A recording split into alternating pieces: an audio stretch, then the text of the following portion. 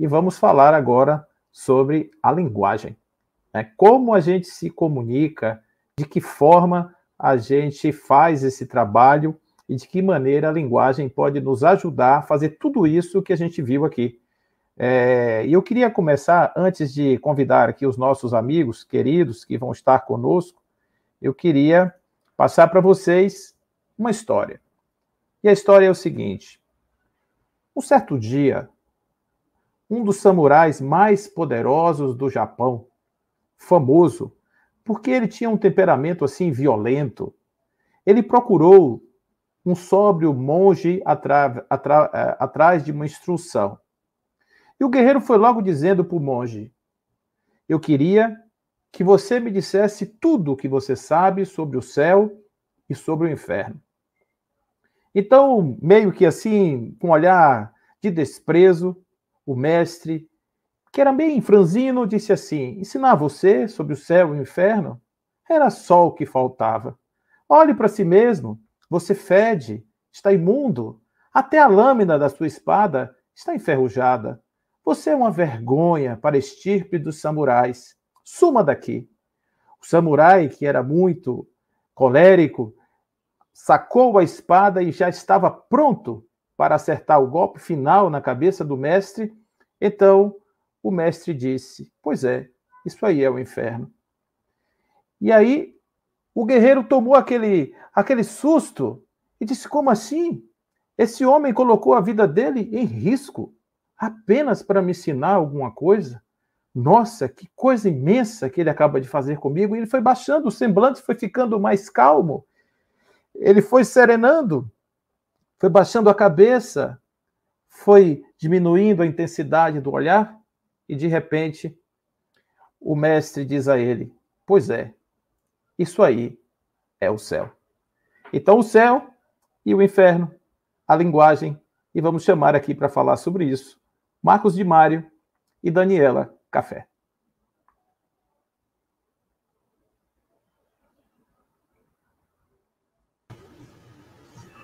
Boa tarde, queridos amigos, querida amiga Daniela. Boa tarde. Boa tarde, vocês me Nós escutam estamos bem? aí com um retorno de algum alto-falante aí de vocês, que está voltando a minha voz, só para a gente ajustar. Eu percebi aqui também. Boa tarde a você, Paulo. Boa tarde, Daniela. Tudo bem? Graças a Deus, tudo certo, tudo bem. Estamos aqui agora, vamos falar de linguagem, né? Nós falamos hoje à tarde inteira aqui sobre a comunicação, de que forma a gente tem aí a comunicação como um instrumento de transformação. Ô, Dani, será que é o seu? Que está saindo aí está vazando um áudio aí? Eu vou tentar entrar pelo celular para ver. Não, você está com fone de ouvido? Você está com fone de ouvido? Não, você está com fone de ouvido? Sim. Você está com fone de ouvido? Sim, você está me escutando? Agora eu estou te escutando. Mas está com retorno. Não, agora não. Parou o retorno. Agora Então, tá ok. tá. Viu? Vamos lá. Bom, então a gente falou muito aí sobre a questão da comunicação, né? A importância da comunicação. Falamos sobre o perfil do comunicador, a responsabilidade do comunicador. E aí eu queria saber de vocês quanto à linguagem. Será que é importante a gente pensar na linguagem como instrumento de transformação? Porque a comunicação ela vai tocar corações, ela vai chegar no seu objetivo, que é estimular alguém à ação, levar, de certa forma, a pessoa a mudar o seu lugar, mudar o seu estado, mudar a sua condição. Então, para isso, ela precisa ultrapassar aquela chamada inexpugnável fronteira do ser que se abre apenas pelo lado de dentro. É preciso ter uma sensibilização para que isso aconteça. Então, vamos começar a nossa roda de conversa aqui. Eu gostaria de começar perguntando a vocês, né, para a gente poder começar a conversar, aquecer os nossos motores. Qual é a importância da linguagem no contexto do desenvolvimento humano e aqui, como estamos no meio espírita, no desenvolvimento espiritual? Quem começa? Daniela, pode conversar. Dani, primeiras damas. Gratidão. Agora, para mim, está dando uma diferença. Eu estou falando, vocês estão escutando no mesmo momento? No mesmo momento. Sim. Eu estou escutando vocês um pouco depois.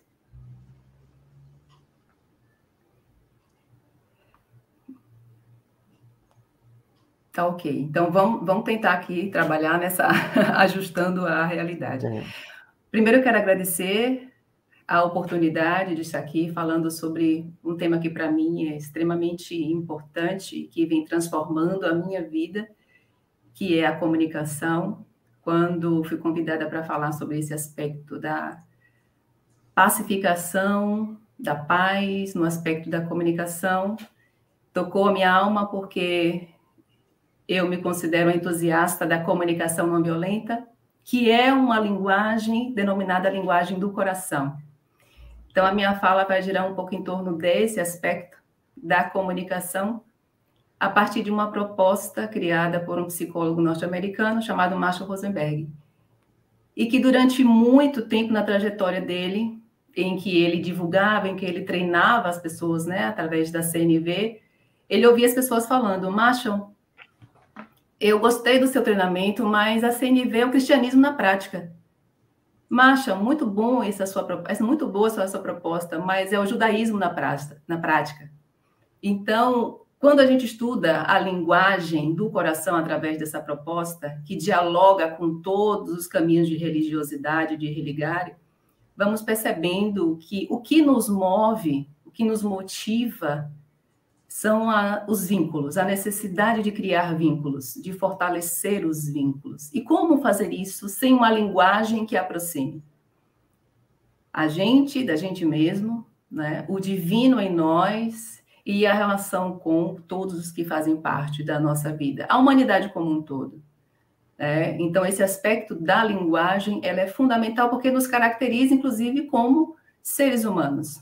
A linguagem que, associada à nossa intelectualidade, à nossa racionalidade, os aspectos mais sutis associados aos sentimentos e à nossa essência divina, favorece que a gente se conheça, expanda a nossa consciência e nos percebamos esses seres divinos que somos. Então, para começar, já trago para vocês esse elemento que, para mim, tem sido fundamental na minha caminhada, inclusive no meio espírita, que é o aspecto da linguagem do coração proposta através da comunicação não violenta. Eu não sei se quem está aqui assistindo, se você, inclusive o Marcos e o Paulo, já conhecem a CNV, né?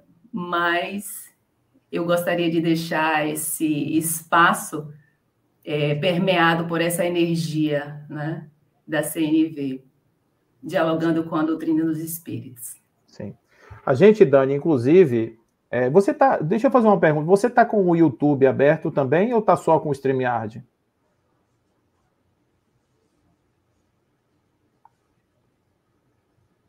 Descobri o que estava acontecendo. Gratidão, Paulo. Pronto, agora Sandro. Agora estamos bem. Bom, isso aqui, você vê como é que é a conexão em rede, né? Então, os nossos internautas aqui já deram a solução. Olha, está acontecendo isso. Aí eu só estou aqui repetindo e agradecendo, né, aos nossos amigos que estão aqui nos vendo. Bom, Marcos, e aí? Como é que fica isso? A linguagem, qual a importância dela, como é que você vê isso? E só um detalhe, viu, Dani? Você deve ter visto que a gente usou um termo, comunicação pacificadora, né? Então, na verdade, o termo não violenta remete a duas questões, né, do não violenta, da violência, quer dizer, trata a violência, a gente quer trazer essa linguagem, que é a mesma coisa, sem mudar nada, mas para um contexto da sua eficácia, que é transformar isso como uma ação de paz, né? Uma ação de paz. E aí, Marcos? Muito bem. Primeiramente, agradecer por esta oportunidade a você, Paulo, a Daniela, que está participando conosco, a todos da FEB, os nossos internautas, porque esses eventos realmente são muito importantes e que nós possamos compreender a importância da linguagem e dessa comunicação não violenta, pacificadora, que é muito importante para a nossa humanidade dar um salto de qualidade na sua evolução. Em tese, nós espíritas, por sermos cristãos e conhecermos, portanto, o Evangelho de Jesus e a realidade da imortalidade da alma, então, em tese, nossa comunicação sempre tem que ser e sempre será pacificadora. Mas eu estou colocando aqui em tese, porque nós somos espíritos imperfeitos. E como ainda estamos repletos de imperfeições, principalmente no campo moral, apesar de conhecermos isso teoricamente, temos muita dificuldade em colocar em prática. O centro espírita é a nossa zona de conforto para isso, porque do centro espírita nós tentamos ser fraternos, cooperadores, pacíficos, afetivos, trabalhando a área sentimento, que a Daniela já colocou e que é muito importante, mas nem sempre conseguimos levar isso para fora do centro espírita, ainda mais em família. Mas é muito importante sabermos adequar a nossa linguagem e, na verdade, sermos. Nós não podemos aqui ficar no campo que Jesus classificou da hipocrisia. Né? Nós precisamos realmente ser. Se lá no centro espírita eu consigo ser amoroso, pacífico, sei adequar a minha linguagem para todos, para a ninguém ofender, para compreender os outros, saber tolerar, eu preciso efetivamente levar isso para a minha vida em todas as circunstâncias. Mas as experiências dentro do movimento espírita são bastante significativas e acabam nos levando também a ter essas experiências fora do movimento. Eu trabalho no campo educacional, lido com professores e professoras desse Brasil todo, e essa linguagem pacificadora nem sempre está presente, muito pelo contrário. Então, embora sem poder falar abertamente do espiritismo para o professorado, mas nós levamos o que aprendemos com a doutrina, com o evangelho, e sabedores que precisamos apaziguar, porque se não fizermos isso, fica uma verdadeira guerra, e nós precisamos mostrar que não é bem por aí. Então, precisamos saber utilizar essa linguagem e adequá-la também ao público que nós temos à frente. Lembro aqui que, certa vez, isso ocorrido no movimento espírita, fui convidado a fazer uma palestra num domingo de manhã, num centro espírita de periferia de uma cidade aqui por este nosso Brasil, e fui, elaborei lá o tema e cheguei. Quando cheguei, me foi informado que, na verdade, eu ia fazer a palestra apenas e tão somente para as mães da área de assistência, né, e apoio social, e que todas elas estavam ligadas à zona rural dessa cidade. Bem, eu olhei para todos que estavam entrando no salão e pensei, bem, eu tenho que adequar tudo que eu pensei que ia falar, né? Porque não será possível abordar como eu estava pensando. Elas têm uma cultura completamente diferente. Mas vamos lá. Então, pegando justamente o exemplo de Jesus, que sabia utilizar os elementos ali da sua época, ele falou, já que vem da zona rural, todo mundo aqui está ligado ou à agricultura ou à pecuária, de uma maneira ou de outra, mesmo que seja de forma familiar.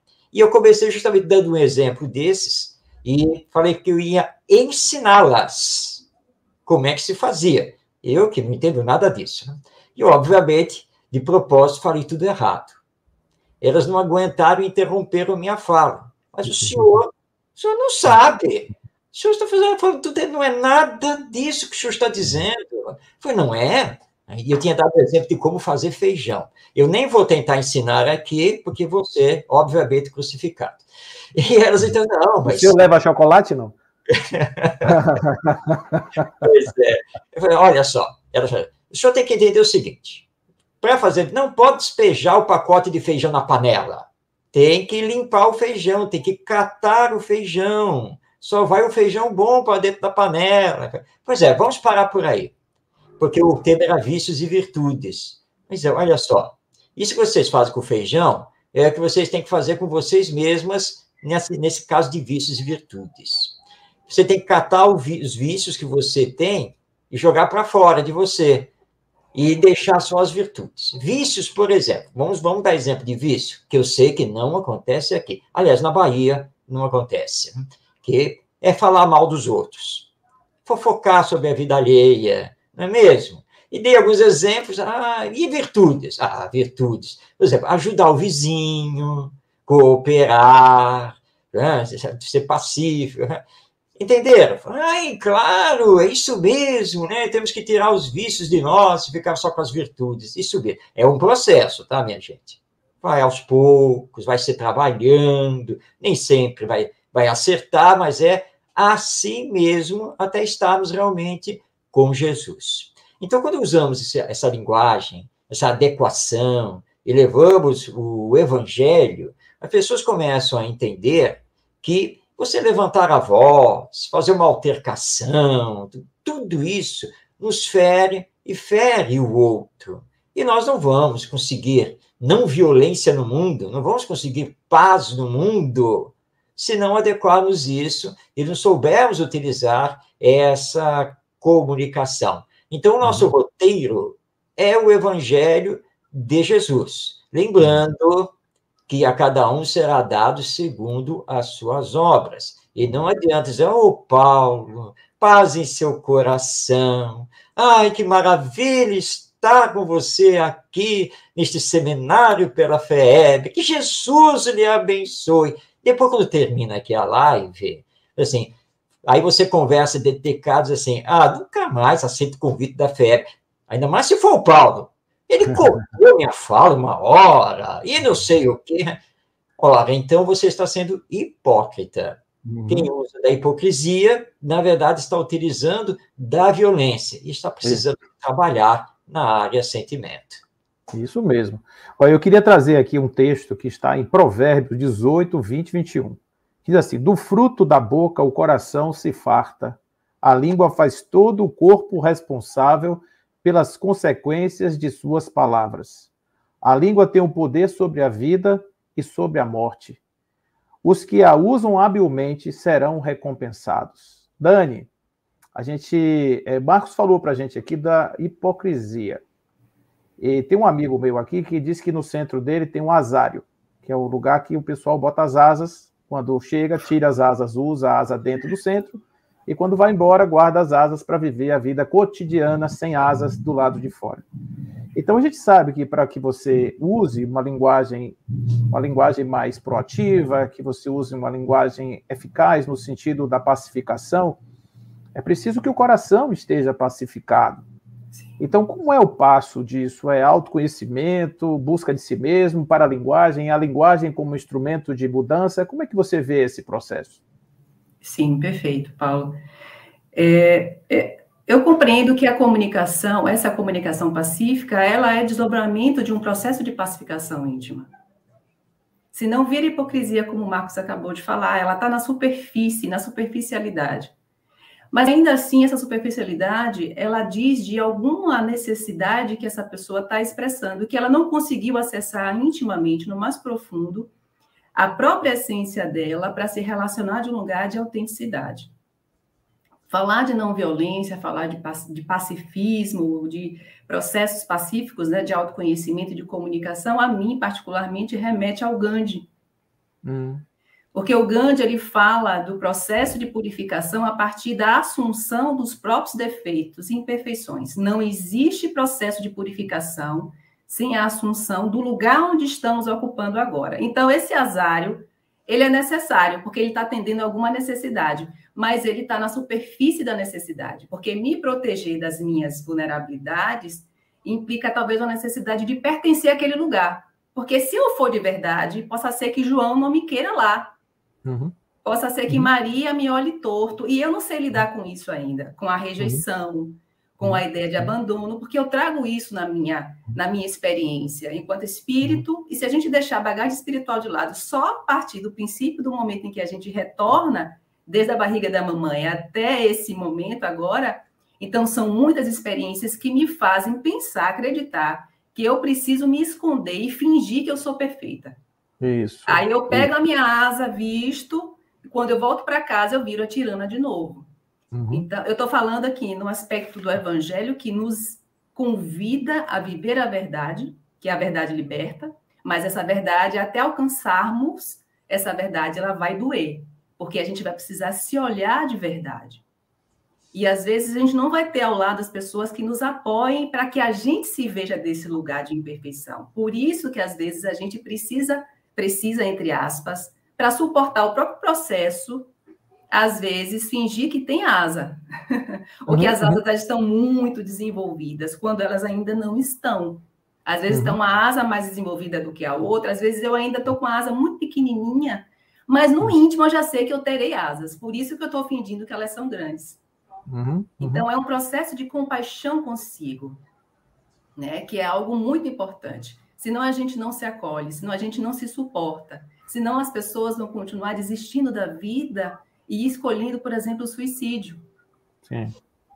Então, é importante a gente perceber e compreender que nós estamos num processo de autoconhecimento que é árduo, a espiritualidade sabe que estar num corpo como esse não é brincadeira, tanto que muitos não querem retornar de jeito nenhum, não é verdade?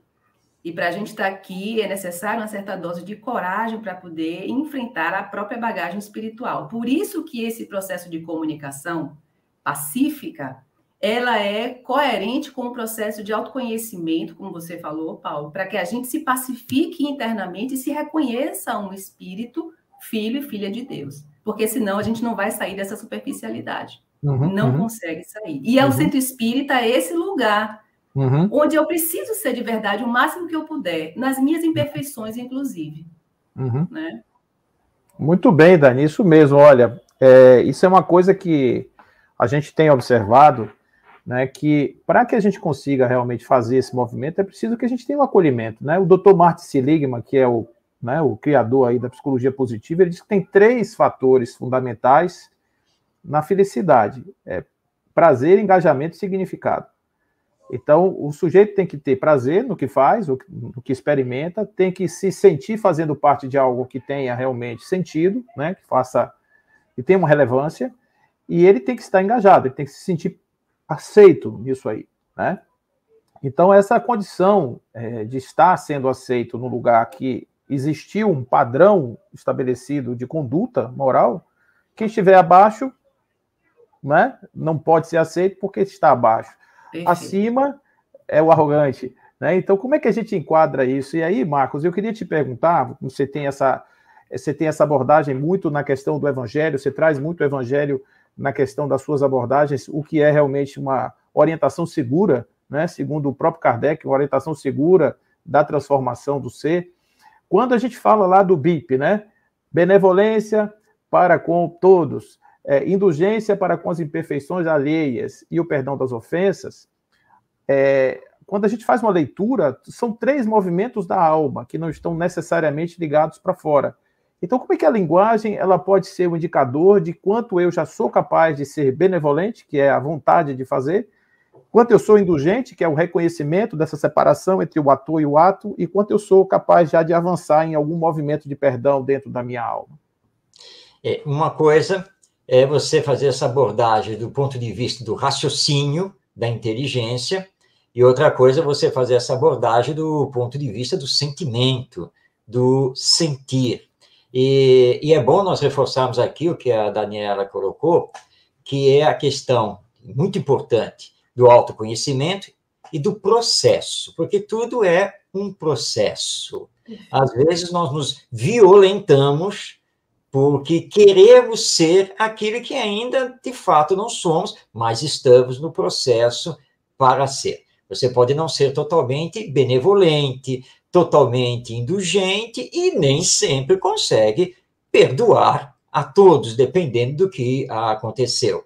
Mas isso faz parte desse processo em que você vai se trabalhando paulatinamente, vai se desenvolvendo e vai conseguindo superar essas suas imperfeições. Tem uma amiga espírita, inclusive, né, que certa vez no estudo, e o estudo era sobre o perdão das ofensas, e ela fez uma colocação realmente muito importante, porque ela se colocou e disse assim, olha, eu compreendo, eu entendo essa necessidade do perdão, mas eu vou confessar uma coisa aqui, eu perdoo qualquer um, desde que não seja um familiar. Porque se for um familiar, eu não perdoo, eu não consigo perdoar, e por isso eu tenho muitos problemas de relacionamento dentro da família. E aí nós pudemos, então, conversar dentro do grupo a esse respeito, e até lembrar que na família, porque a verdadeira família é a espiritual, e nós temos realmente elos de ligação muito profundos com os nossos familiares, e esses elos nem sempre são realmente de afeto, mas muitas vezes são de desafeto. Daí essa dificuldade, muitas vezes, de você colocar em prática aquilo que você está aprendendo com o Evangelho à luz da doutrina espírita. Mas, de qualquer maneira, isso não deve significar que abandonemos esse trabalho conosco mesmo, que abandonemos a doutrina, ou que consideremos que o Evangelho está muito acima de nós. Aliás, nós temos muito isso, às vezes, dentro do centro espírita, né? Ah, quem sou eu para assumir isso? Quem sou eu para fazer a palestra? Quem sou eu para fazer a prece? Aliás, quando você solicita, né, que se fala, alguém para fazer a prece, isso é um problema sério, quando você não tem ninguém escalado previamente. Mas um dia você terá que fazer. E é fazendo que se aprende. E aos poucos é que se vai colocando o verdadeiro sentimento. O Chico Xavier nos dizia que já seria uma grande vitória sobre nós mesmos calar. Ah, mas eu estou pensando mal do fulano. Ah, mas se você não verbalizar, já é uma grande conquista. Você pode até ferver por dentro, como se diz popularmente. Você pode pensar 1000 coisas que não deveria pensar, mas pelo menos agora você já conseguiu controlar a sua língua e não verbalizou. Emitiu muitas energias negativas, é verdade. Mas esse é o segundo passo dentro do processo. E aí você vai aprendendo, ao se transformar, você vai aprendendo a adequar então a sua linguagem e que ela promova sempre, então, a pacificação, a não violência, a cultura da paz, que é tão importante para todos nós. Então, é um processo de autoconhecimento e que nos remete aqui ao que um dirigente do Centro Espírita nos contou certa vez, que ele aproveitou o final da reunião mediúnica, o mentor espiritual se apresentou através do médium, e ele indagou se poderia fazer uma pergunta. E o espírito disse que sim, que ele ficasse à vontade. Então ele perguntou o seguinte: meu irmão, nós aqui queremos sempre melhorar as atividades do nosso centro espírita. O que devemos fazer para melhorar as nossas atividades? E diz assim, Marcos, o espírito deixou passar assim aqueles 2, 3 segundos intermináveis e respondeu: melhore-se, paz em seu coração, fui. E realmente, autoconhecimento, autoeducação, para que você seja aquilo que você está falando, ou seja, está saindo de fato do seu coração. Isso mesmo. E aí me lembra essa fala que vocês estão trazendo, me lembra um textozinho, né, que é de Fernando Pessoa, que ele chama assim, A Criança na Estrada. Sim, a criança que eu fui mora na estrada. Deixei ali quando vim ser quem sou. Mas hoje, vendo que o que eu sou é nada, volto para buscar quem fui, aonde lá ficou. E aí, Dani, eu queria te perguntar em relação a essa questão, porque nós temos diferentes graus de pessoas, de níveis evolutivos, e a gente tem aquele descompasso entre a fala pacificadora e aquele estilo beligerante que está no nível evolutivo dele. A gente tem que compreender que não existe nada errado, existe apenas uma compreensão dos estágios de cada um. Então, como lidar com essa discrepância dos níveis evolutivos em relação à linguagem? Me parece, Paulo, que esse primeiro passo é a consciência de onde nós estamos, de onde a gente está se situando.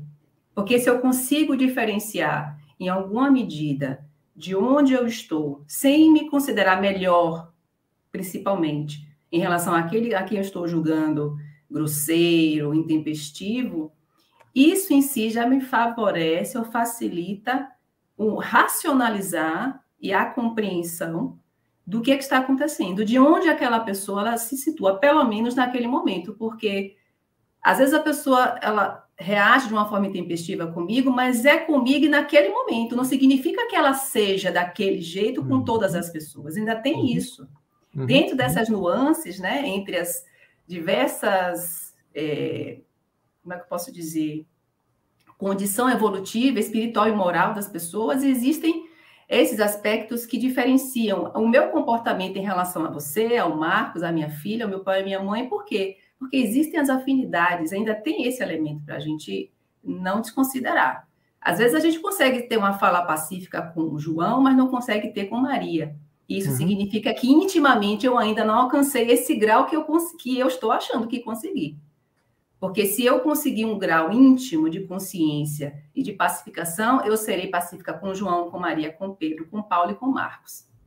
Então, me parece que o primeiro ponto é a consciência de que eu estou nesse processo, como o Marcos bem colocou, é um processo, e de que esse próprio processo ele vai se diferenciar na relação com as diversas pessoas. Agora, tem um ponto importante que o Marcos falou em relação a essa pergunta que foi feita para o espírito, a pessoa querendo qualificar o seu trabalho na mediúnica ou no centro, mas ela é a mesma pessoa, ou deveria ser, na família, no ambiente de trabalho, no centro espírita. Então, essa referência da minha relação com o outro, ela necessita, eu vou usar esse termo, pode parecer até pragmático, né? Mas ela necessita ser coerente, não em relação ao ambiente em que eu esteja, mas em relação a quem eu já sei que sou. Eu sou um espírito, eu tenho responsabilidade com as minhas escolhas e o lugar onde eu estiver, vivendo a experiência que eu estiver, é consequência daquilo que eu vibro, daquilo que eu emano. Então, me parece, Paulo, que o primeiro ponto é a consciência de mim mesma, de cada um e da sua condição. E aí abre o campo, Marcos, para o perdão. Esse ponto eu acho que abre o espaço para o perdão, para eu poder ressignificar a fala, uma fala intempestiva, a pessoa... Enfim, perdeu a cabeça, perdeu as estribeiras, né? Então, eu vou me fechar totalmente para essa pessoa. Cadê o espaço para eu me olhar e dizer assim, ó, na semana passada, com o Paulo, eu perdi a cabeça, estourei, e não estou nem conseguindo olhar para o Paulo direito, de tanta vergonha que eu estou de mim mesma. Né? E isso humaniza as relações, porque a Joana fala isso, né? Às vezes a gente quer se tornar anjo sem viver o máximo da nossa potência humana. Eu preciso viver a experiência humana em todas as suas nuances, para que eu comece a perceber o que é potencialmente viver a angelitude. Está longe de mim, eu não consigo. Eu leio e conceituo o que é um mundo ditoso, mas eu não consigo abstrair o que seja um mundo ditoso ainda.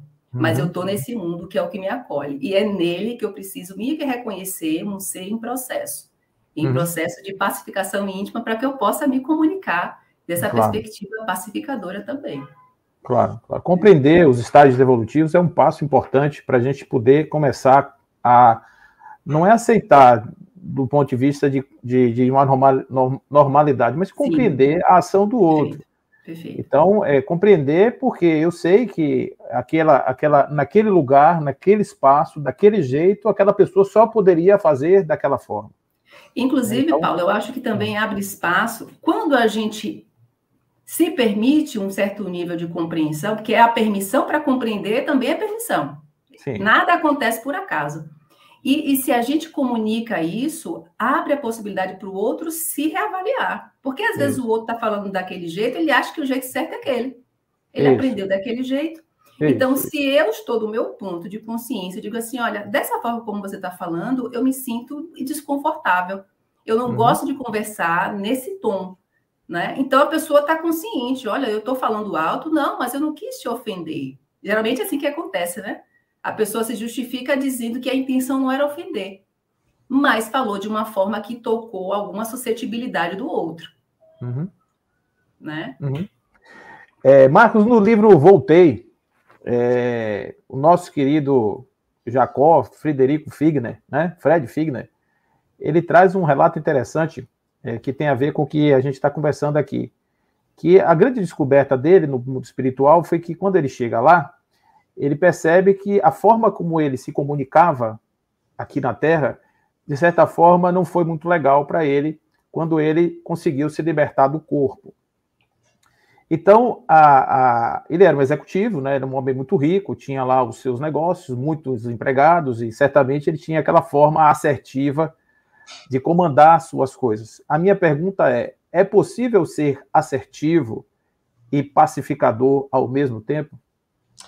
Sim, com certeza. E destacando aqui que Voltei é uma obra muito importante da literatura espírita, porque é o depoimento real, né, de um amigo, de um companheiro espírita, que teve projeção no movimento espírita e a sua realidade no retorno ao mundo espiritual. Ele, aliás, que achava e tinha combinado isso com os amigos do grupo mediúnico, né, que ele voltaria para descrever a luz que ele teria, né, no mundo espiritual, e ele descobre que não era bem assim, porque ele era assertivo, mas era uma assertividade não humanizada.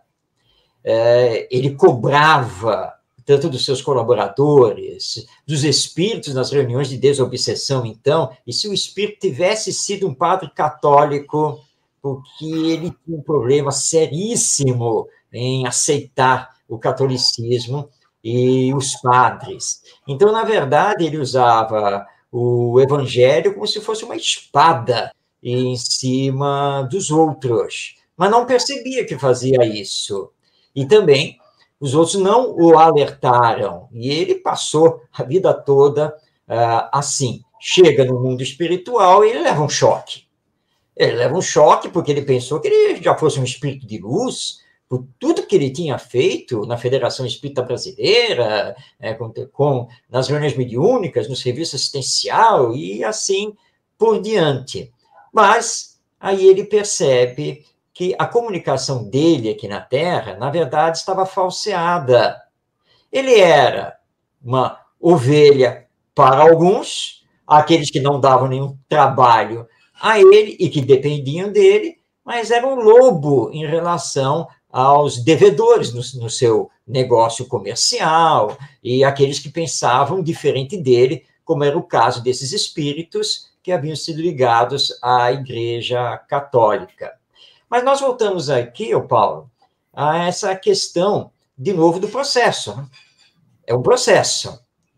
E nós precisamos tomar muito cuidado também quando alguém nos alerta e dizemos assim, mas eu sou desse jeito.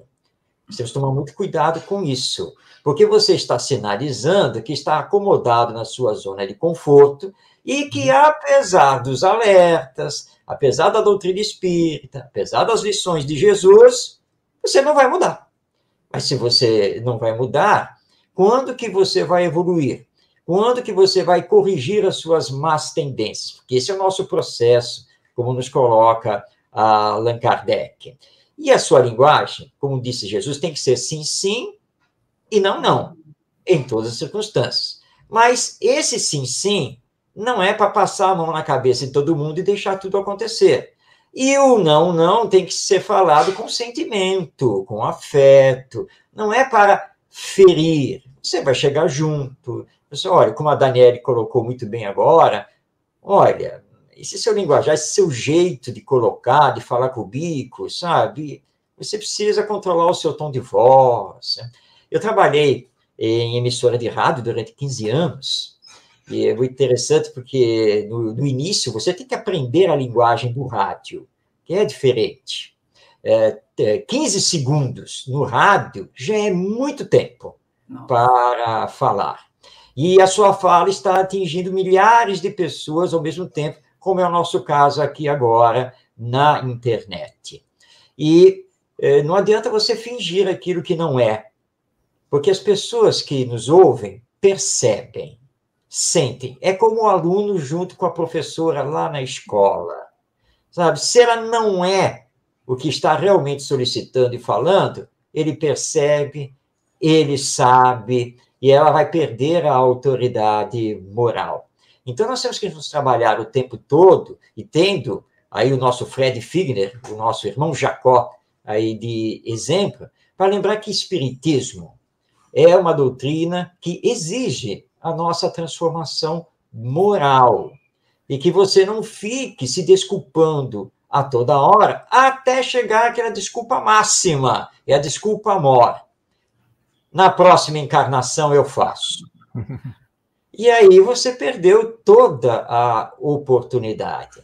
Então, você está lendo, está assistindo esta live, vou lá ouvir uma palestra, tente interiorizar as coisas. Ouça as críticas que as pessoas tenham a lhe colocar. E eu lembro aqui, recordo com muito carinho, nosso Gerson Simões Monteiro, que tanto trabalhou dentro do movimento espírita, e ele que era diretor da Rádio Rio de Janeiro, e a Rádio Rio de Janeiro é uma emissora espírita, aqui da cidade do Rio de Janeiro, e ele disse assim, Marcos, você foi bem, tá? Mas você tem que falar mais devagar, com mais calma. Se coloque no lugar de quem está lá do outro lado, no rádio, hoje aqui na internet, tá? Nem todo mundo tem capacidade de raciocinar rápido, de captar com rapidez, de perceber. Então, você só precisa adequar a velocidade da sua linguagem. E aí nós fomos treinando, e eu participava com ele de alguns programas, e o dia falei, e aí, Gerson, eu melhorei? Ele falou, deu uma melhorada. E eu já entendi, já compreendi, eu preciso melhorar mais. É aquela resposta que o benfeitor espiritual deu ao dirigente. Então, é o nosso processo. Melhorar, melhorar, melhorar, o tempo todo, até que você vai ser, dentro da sua linguagem, da sua comunicação, aquilo que, de fato, você é. Para encerrar aqui, é que nem um adolescente chegou para mim na escola e disse assim, ô professor, o senhor não fala palavrão? Eu falei, não, na verdade, nunca falei. Mas e se eu pisar no seu pé? Vai doer, mas eu não vou falar palavrão. E se eu xingar sua mãe?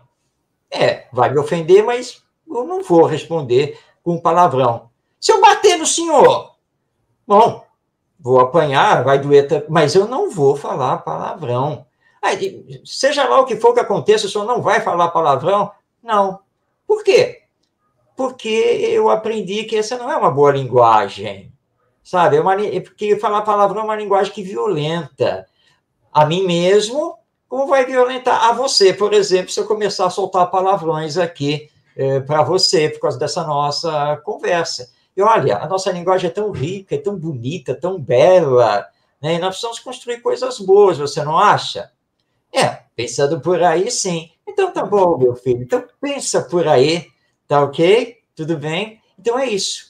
E aí você pensa, nossa, eu já conquistei isso. Porque, de fato, devo confessar aqui para vocês, eu realmente não falo palavrão, aliás, nunca falei em toda a minha vida. Então já é uma conquista. É isso aí. A gente tem uma compreensão para além das palavras, que é a questão do pensamento. O que a gente fala é apenas a verbalização de uma vontade, de um algo que já surgiu no mundo íntimo e que está sendo colocado para fora. Então, eu vou perguntar a você, Dani, com a sua experiência aí na linguagem pacificadora, que recomendações você daria para os centros espíritas? Aí a questão dos dirigentes em relação aos trabalhadores, os trabalhadores dentro dos seus grupos, para buscarem a eficiência de uma linguagem que seja construtora de uma egrégora realmente compatível com o ambiente espiritual, porque muitas vezes, né, a gente sabe que tem essa refração, né, a gente tem um desequilíbrio entre a proposta do trabalho e, às vezes, aquilo que está amadurecendo, está sendo ali nutrido nos corações das pessoas que estão participando daqueles grupos. Que recomendações você daria para esse povo que hoje frequenta e que faz o trabalho da Casa Espírita? Pergunta complexa, né? Porque envolve um campo em que nós também colocamos uma perspectiva muito grande de transformação e na relação entre as pessoas. Eu, particularmente, e talvez as pessoas com quem eu convivo, nós não colocamos uma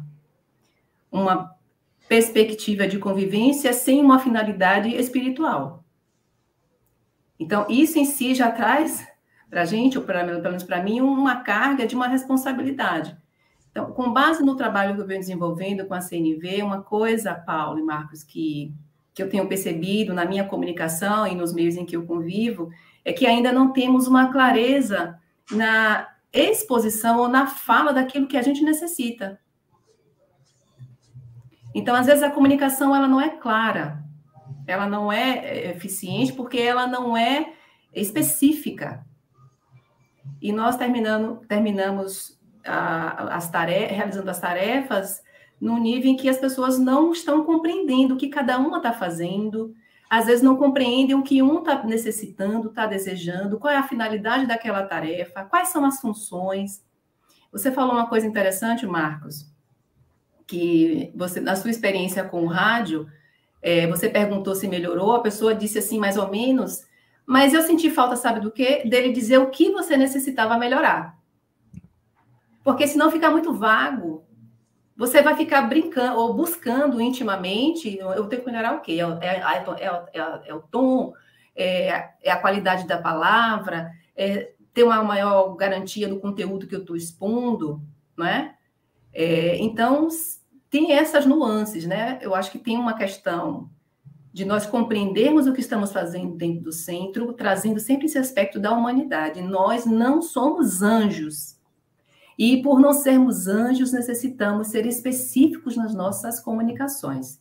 O que eu necessito? O que o Paulo necessita? Quando o Paulo está numa tarefa, né? O Paulo entrou em contato comigo, então, Paulo foi específico, ele me falou sobre a tarefa, ele me perguntou sobre a minha linha de trabalho, aí eu falei para ele, se eu não fui específica, se eu não fui clara da minha fala, você me diz que eu tento explicar novamente.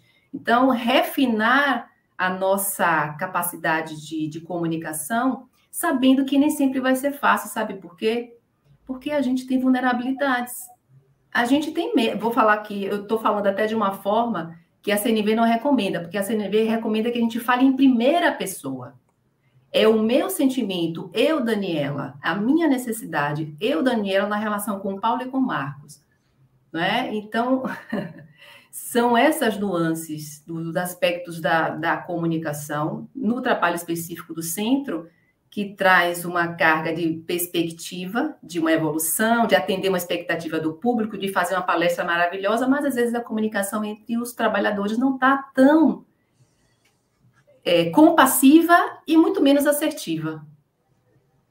Né? Então, alinhar a nossa humanidade, eu acho que baixar um pouco as barreiras, né?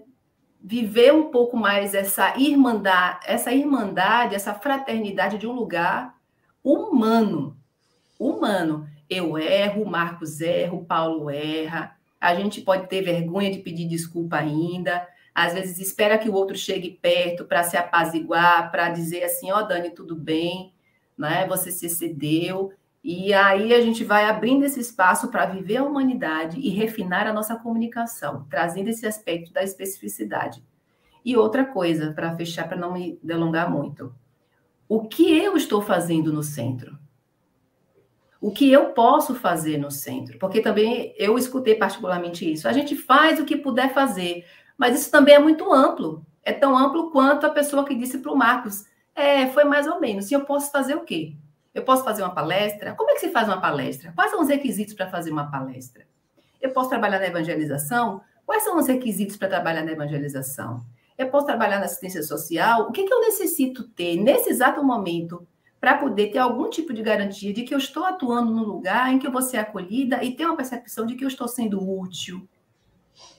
Enfim, eu acho que nas minhas experiências, esse aspecto do refinar a comunicação, considerando a nossa humanidade, né, e ser específico naquilo que a gente, na expressão do que a gente sente, do que a gente necessita, me parece que é um caminho, que pelo menos para mim tem surtido algum efeito, né, para avançar um pouco na qualidade do trabalho e principalmente das relações, porque o trabalho, a qualidade do trabalho é consequência da qualidade das relações, né?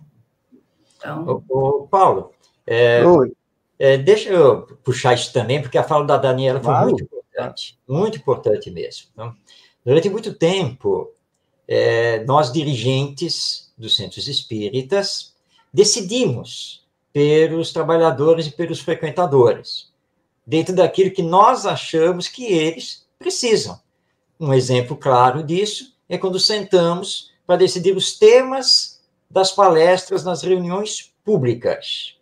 Nós precisamos humanizar as relações e humanizar a comunicação. Como eu posso decidir qual é o tema que o público precisa se eu não ouço esse público e, como a Daniela colocou, se eu não sei o que ela pensa, o que ela passa na vida dela, quais são as suas necessidades, o que ela gostaria que o Espiritismo explicasse a ela. E eu vou lá e falo assim, olha, as pessoas estão precisando aprender muito sobre perispírito. Vamos fazer pelo menos 6 palestras sobre perispírito ao longo do ano. Mas de onde você tirou isso? Será que as pessoas estão precisando mesmo desse tema? E aquela pessoa que chegou no centro espírita com um problema doméstico, familiar, que ele não sabe resolver, está numa situação muito difícil, ele chega lá quase que pedindo socorro, ele vai ouvir a palestra pública e está lá o palestrante falando sobre esse tal de perispírito. Como é que é mesmo? Perispírito, sei lá, essa coisa aí que ele diz que nós também temos e que eu nunca vi, eu não sei o que é. Mas ele está com problema familiar, ele vai sair do centro espírita e precisa resolver, ele precisa ter um caminho dentro daquele problema. Ele vai sair do centro espírita sem saber o que fazer, basicamente. Então, nós precisamos saber ouvir os trabalhadores, os tarefeiros, colaboradores do centro espírita. Eu coordenei a evangelização de um centro espírita, um centro espírita muito grande aqui da cidade do Rio de Janeiro, e a dirigente, ao me pedir para assumir a coordenação pedagógica, senhor Marcos, planeja aí e apresenta já um projeto para nós. Eu disse, não vou planejar nada e não vou apresentar projeto pedagógico nenhum. Mas então, o que você vai fazer como coordenador pedagógico? Vou ouvir.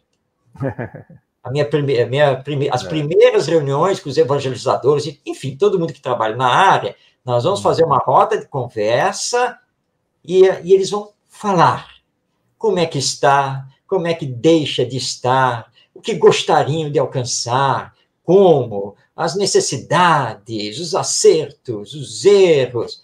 A partir disso, com eles, nós vamos construir um projeto pedagógico aqui para a evangelização. Porque, senão, vai ficar a obra do Marcos. Quer dizer, é o pensamento do Marcos que não está levando em consideração nada. Eu posso citar aqui Piaget, Montessori, Pestalozzi, não sei o que, e montar um projeto.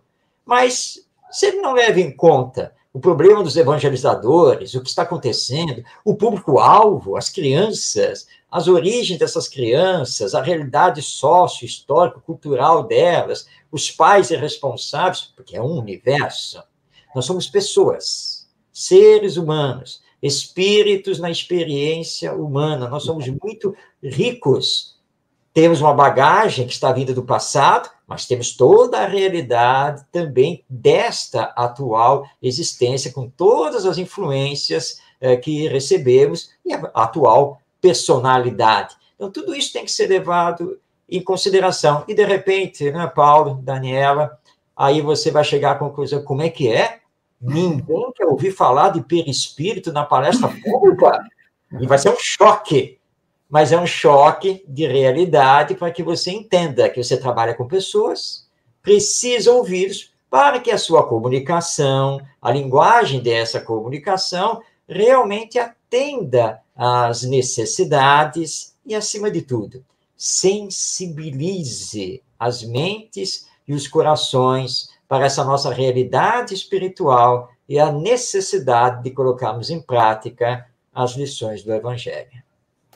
Muito bem. Olha, gente, hoje à tarde teve um pensamento recorrente para mim, que foi eu ficaria mais, eu ficaria mais, eu ficaria mais. Mas nós temos aqui um relógio que ele usa ainda uma linguagem que não é pacificadora, porque ela é impositiva, e a gente precisa, de certa forma, trabalhar com ele ainda. Estamos nesse nível. E eu queria agradecer, antes de mais nada, a Marcos de Mário e a Daniela, primeiro, por terem aceito o convite, e segundo, pela exposição maravilhosa que vocês fizeram aqui. Para mim, foi realmente assim, um presente que eu agradeço e vou agradecer sempre estar aqui com vocês hoje. E a gente vai caminhando aí para fechar o nosso trabalho de hoje.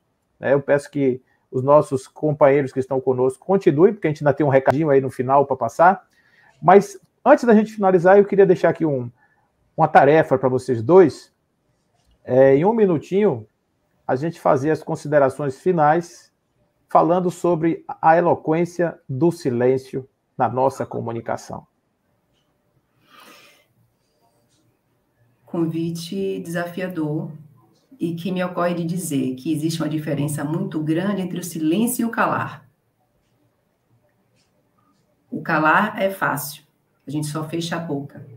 Mas se a mente continua turbulenta, a gente vai continuar emanando essas vibrações que, de modo geral, são densas e que não permitem a experiência do silêncio.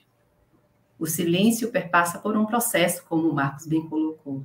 E aprender a silenciar demanda uma escolha. E o silêncio nem sempre está implícito ou está associado ao calar. Às vezes você está se comunicando, mas de uma perspectiva tão atenta e tão plena que você consegue expressar uma mensagem de um lugar de autenticidade, de verdade e de uma calma tamanhas. Então, esse tempinho que você me deu, Paulo, eu decidi, veio assim de pronto, a diferença entre o silêncio, o silenciar e o calar. Tenhamos cuidado, porque às vezes no calar a gente deixa de expressar uma necessidade que pode ser profundamente transformadora. E no calar a gente pode perder a oportunidade realmente de afinar o instrumento, de fortalecer relações e de expandir a nossa consciência. Então, é essa a mensagem que eu deixo aqui. Realmente, calar é uma coisa, silenciar é outra. E a Daniela estava falando, e eu me recordei aqui da passagem de Jesus com a mulher adúltera na praça, quando então indagaram de Jesus, né, qual era a opinião dele sobre aquela questão dela ter cometido o pecado do adultério e ter que ser apedrejada. Segundo a narrativa dos nossos evangelistas, Jesus olha para a multidão, se agacha e escreve alguma coisa ali na areia, no chão. Ele está calado, mas ele está, na verdade, num silêncio profundo, significativo, mexendo com todos que estão naquela expectativa da palavra do Mestre. Aí, então, ele se ergue, olha para a multidão, mantendo-se ainda em silêncio, e responde uma vibração imensa, né, que vai realmente chocar a todos: atire a primeira pedra quem estiver sem pecado. E, segundo os evangelistas, um por um, a começar dos mais velhos, vamos se retirando da praça, até que ficaram apenas a mulher, Jesus e os discípulos.